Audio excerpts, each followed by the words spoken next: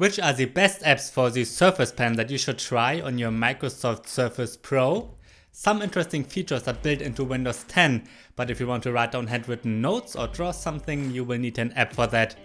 Well, I'm NJ from mynexttablet.com, and these are the best apps for the Surface Pen for your Microsoft Surface Pro tablet.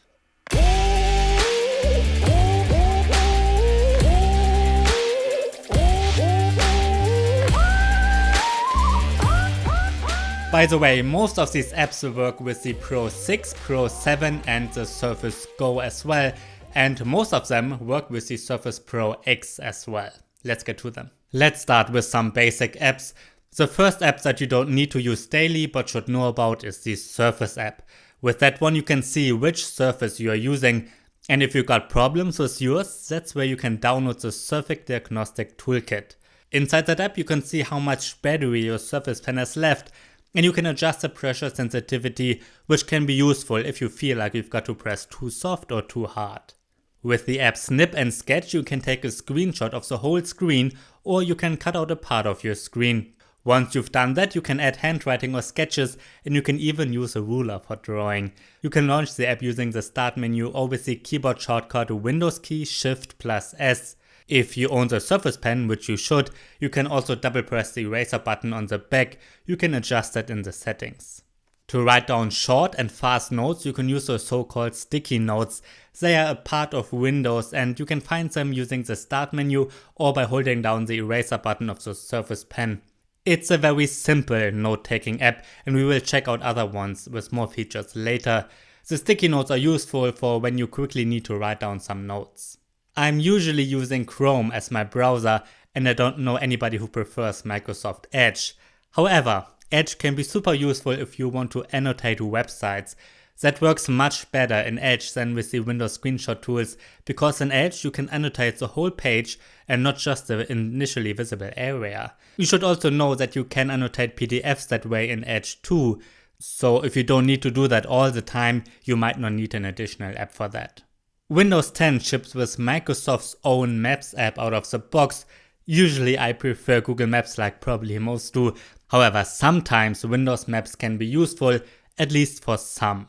You can draw on maps and annotate them inside the app, which just like with Edge works much better than with the standard screenshot tools. For instance, you can write down some notes on a route you need to take, or if you're making invitations for an event. Sure, most people will probably only need it once or twice per life, but it could be handy for some. Alright, now let's check out some note-taking apps. I think the best note-taking app for Windows and especially for Surface users is Microsoft OneNote. All your notes stay synced across devices thanks to Microsoft's cloud, and they're good apps for Android and iOS too. In OneNote you can start an unlimited number of notes and sort them in sections. You can write down notes with the Surface Pen or by using a keyboard. If you prefer to talk, you can record voice notes too, and you can insert photos and much more. Microsoft Surface Pen is supported very well in OneNote. Of course it is, because it's the most important app for the stylus. As I said, you can write down handwritten notes with it, but you can also draw shapes, charts and use tools like a ruler. You can also transform the handwritten text into computer text. The math features can be interesting for students. With those you can write down an equation and have it solved by OneNote, for instance. You can also let it draw a chart based on that equation. OneNote is free for everybody. It's easy to get into it, but if you want to make use of all features, it can be handy to check out some YouTube videos from real OneNote power users. An alternative to OneNote is Plumbago, which is free as well. It's a normal note-taking app in which you can have several notebooks with lots of notes in them. Plumbago is not as feature-rich as OneNote is, but it's an easy-to-learn app. Bamboo Paper is a note-taking app from Wacom that you can use on Windows, Android and iOS. Its main features are the same again. You can have unlimited notes in lots of notebooks. You can write down handwritten notes and draw something. In this case, basic features are free. However, if you want additional tools and backgrounds, you've got to pay a bit. Another app with more features is Encodo. Here you can save notes in notebooks again. You can use several kinds of brushes to write or draw something. There's a ruler too, and you can use voice notes as well. While basic features of Encodo are free, you've got to pay to unlock pro features. I'm often asked for good apps to annotate PDFs with. Here are two I liked using. The PDF Reader by Xodo is a pretty good app that you can use to read, create, edit and annotate PDFs. You can open PDFs and add your handwritten annotations, but you can also underline text, either free by hand or with a special tool. Documents can be signed with it and you can save your signature for later. All that works quite well. If you want, you can also use it to create new PDFs. You can start with a blank paper or with an image. Now comes the best part, the PDF Reader by Xodo is completely free. Drawboard PDF is a paid app that costs around $12. It offers similar features like the PDF Reader by Xodo does, but has more features in general. You can use it to edit PDFs and add your own handwritten annotations. You can also underline text and draw something. Pages can be added to PDFs and you can create your own, of course. I like the interface of Drawboard PDF much more because it looks more modern and more professional. If you need to, you can also add a subscription for pro features that cost $25 per year. That gives you some additional but very specialized features like a protractor, calibrated measurements and a document builder. Most will never need that, and if you do, you probably know it already. Let's check out some drawing apps. One of the best drawing apps for the Surface Pro is Sketchbook by Autodesk, which is free. The Surface Pen is supported and works great. You can draw with different pressure-sensitive brushes and pens and choose an unlimited amount of colors. Integrated are a couple of tools like a ruler and some kind of mirror, which well works like if you place a mirror in the middle of a piece of paper. It supports layers just like Photoshop does. Try it, even though it's a free app, I think it's an excellent one. Maybe even something for professionals. It does not run on the Surface Pro X though. If you don't like Sketchbook, you can check out Sketchable.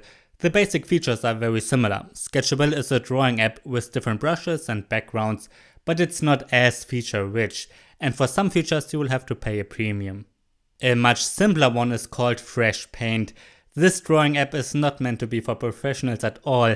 Instead, it's an app to have fun with. It does not have that many tools. You can work with some brushes to create oil paintings, but you can also use a pencil.